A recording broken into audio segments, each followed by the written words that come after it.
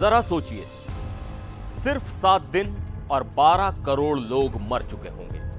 दुनिया भर में ठंड का कहर ऐसा कि बर्फीली हवाएं फिर से इंसान की सांसें रोक दें। और यह सब शुरू हो एक हमले से, पहलगाम में हुए टेरर अटैक से।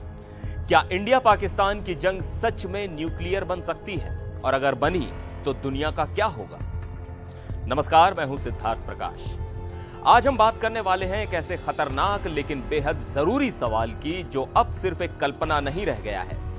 सवाल यह है, अगर भारत और पाकिस्तान के बीच न्यूक्लियर वॉर हो गई तो नतीजा क्या होगा?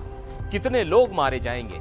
क्या सिर्फ दोनों देशों को नुकसान होगा या पूरी दुनिया इस तबाही की चपेट में आ जाएगी? और यह सिर्फ हमारी सोच नहीं है, इस पर स्टडी भी हो चुकी है और नतीजे इतने डरावने हैं कि रूह कांप जाए। यूनिवर्सिटी ऑफ कोलोराडो बोल्डर और रटगर्स यूनिवर्सिटी ने इस पूरे संभावित न्यूक्लियर वॉर पर एक रिसर्च की और जो सामने आया वो वाकई होश उड़ा देने वाला है। स्टडी के मुताबिक अगर इंडिया और पाकिस्तान के बीच न्यूक्लियर वॉर होती है तो ये जंग एक हफ्ते से भी कम चलेगी, लेकिन उस छोटे से हफ्ते में 50 से लेकर 125 मिलियन लोग यानी 5 करोड़ से लेकर 12.5 करोड़ लोग मारे जा सकते हैं। इतने लोग कि वर्ल्ड वॉर 2 में जितने मरे थे उससे कहीं ज्यादा।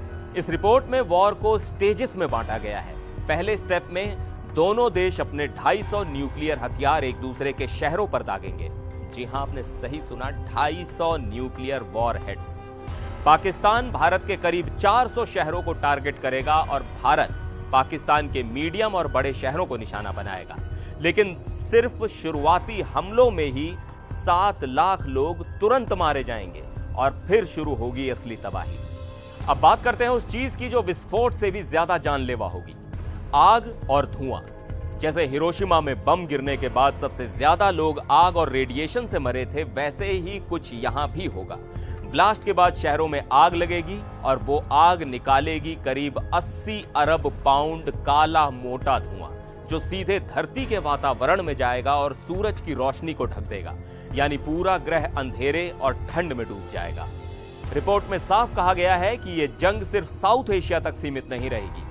पूरी धरती पर मौसम बदल जाएगा और तापमान इतना गिर सकता है जितना शायद आखिरी आइस एज के बाद कभी नहीं गिरा। यानी न्यूक्लियर वॉर के बाद सिर्फ भारत पाकिस्तान ही नहीं, दुनिया की आधी आबादी ठंड, भूख और बीमारियों से मर सकती है। अब सवाल उठता है कि क्या वाकई ऐसा हो सकता है? तो देखिए, जब भी आतंकवादी घटनाएं होती हैं, जैसे हाल ही में पहलगाम में हुआ टेरर अटैक, तब इस तरह के तनाव एकदम बढ़ जाते हैं।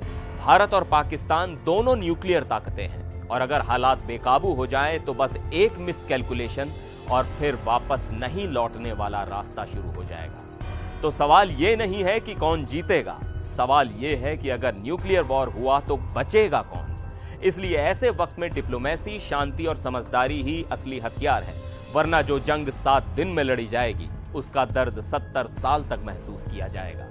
आप इस पर क्या सोचते हैं? क्या न्यूक्लियर वॉर को रोका जा सकता है? नीचे कमेंट में जरूर बताइए। वीडियो को शेयर करिए ताकि और लोग भी समझ सकें कि न्यूक्लियर वॉर कोई फिल्मी सीन नहीं बल्कि रियल खतरा है। मिलते हैं अगले वीडियो में, तब तक के लिए नमस्कार।